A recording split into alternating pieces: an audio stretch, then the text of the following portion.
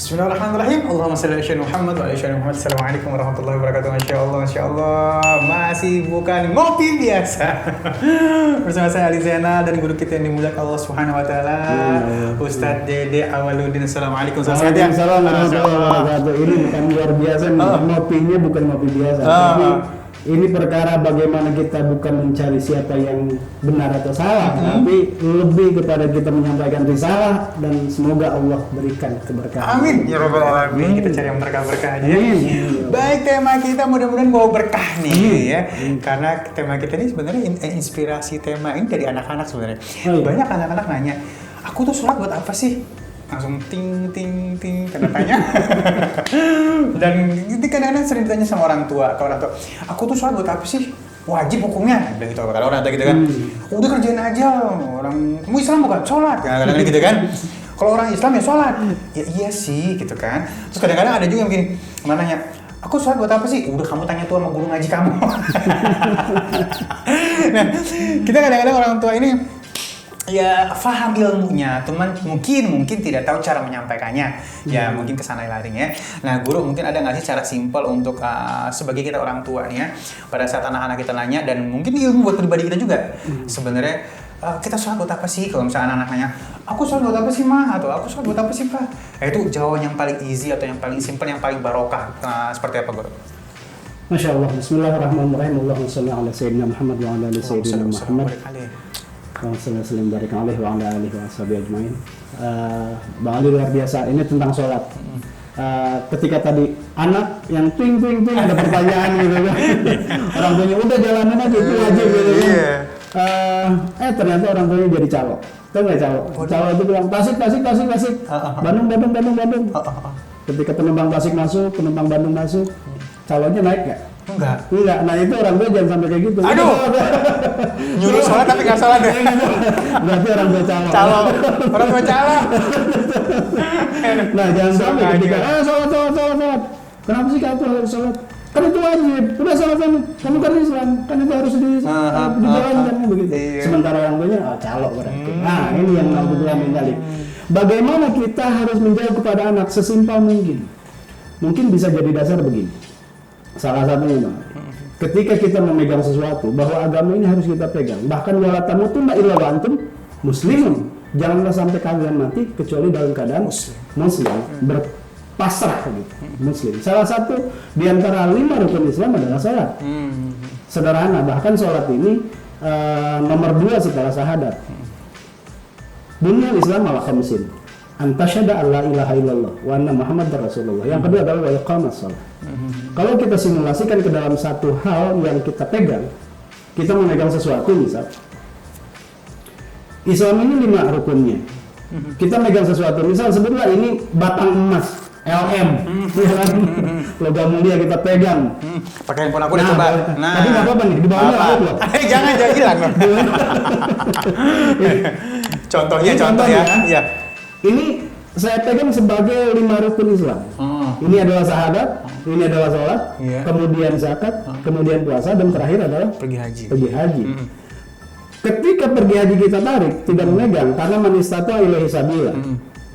Bahwa orang yang mampu, maka dia diwajibkan. Bagi orang yang tidak mampu, berarti dia tidak megang barang ini. Bagaimana ketika seseorang tidak mampu karena dia sakit, atau karena dia safar, dia tidak puasa.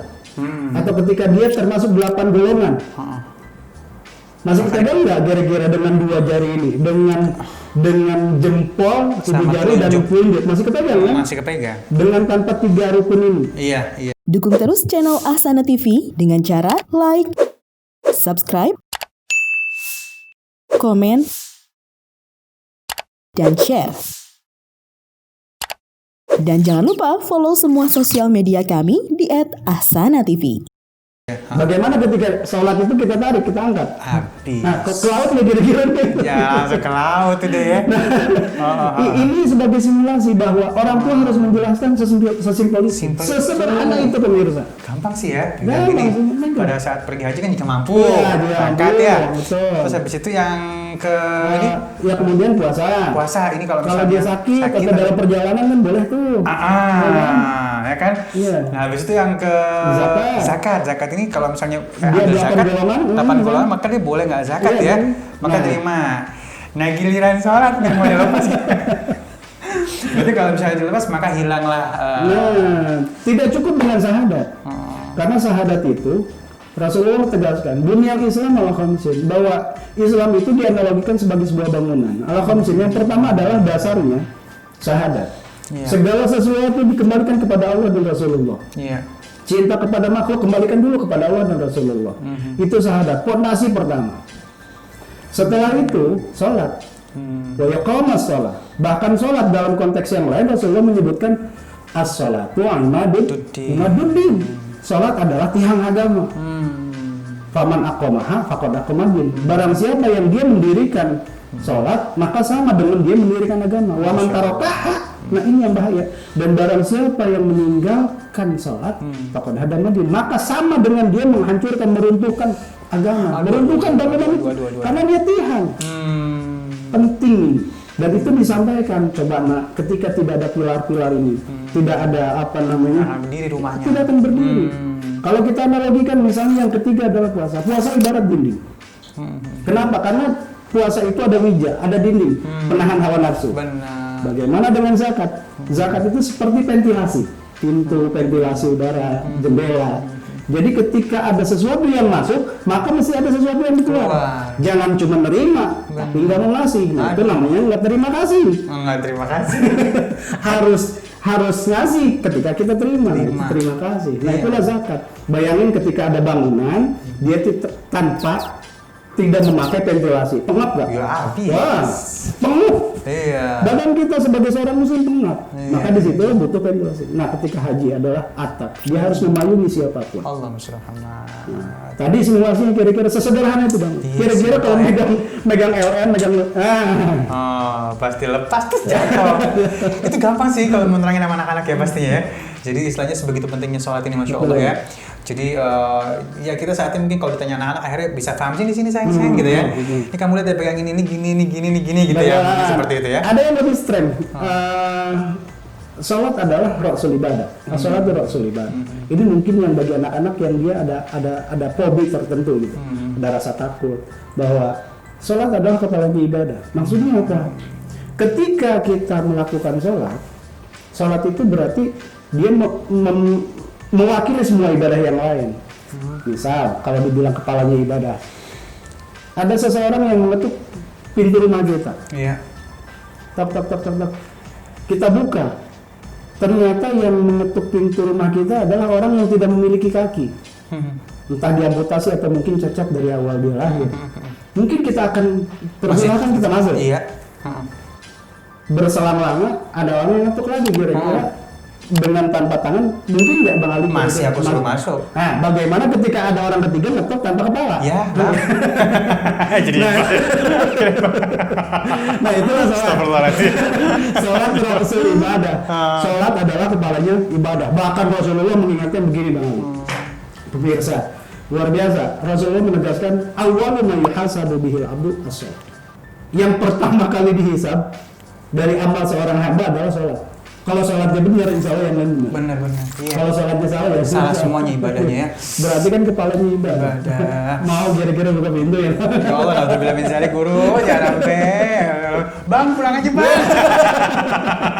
Nah, mungkin ini adalah merupakan analogi yang memang bisa kita ajarkan sama anak-anak kita, dan aku sebenarnya lebih mengkerucut ke jadi calo. Jadi kalau misalnya kita nggak contohin, gimana anak-anak kita mau istiqomah juga ya? Mungkin ya dalam hati mereka ngebatin kali ya guru ya. Nyuruh-nyuruh mulu nih, mama juga nggak salah. Nah gitu misalnya. Ngedumel. Namanya anak-anak kan sekarang agak liar ya pemikiran. Maksudnya mereka ini liar cerdas gitu ya, dan mereka akan melihat dan mereka akan mewujudkan apa yang mereka lihat gitu kan. Nah guru mungkin harus setuju juga sih. Jadi kalau misalnya udah ngomongin masalah sholat ya kerjain sholat juga gitu ya. Misalnya ngajarin anak-anak sholat ke masjid ya dia juga harus ke masjid gitu guru ya. subscribe acara ini. Bukan kopi biasa, dan selain itu juga setelah subscribe, like, komen, dan share yang paling penting, sehingga akhirnya ilmu yang sedikit ini bisa menjadi barokah kan di-share ke banyak orang. Jangan lupa juga klik untuk loncengnya, dan untuk teman-teman juga Ali mohon untuk follow media sosial kita. Ada Instagram, ada Twitter, ya, ada Facebook di @ahsanatv ya. Di situ nanti boleh aku mau ini dong, aku mau itu dong, aku mau konten ini, boleh ya. Nanti kita akan buatin insya Allah bersama guru-guru kita. So thank you. Ahsana TV.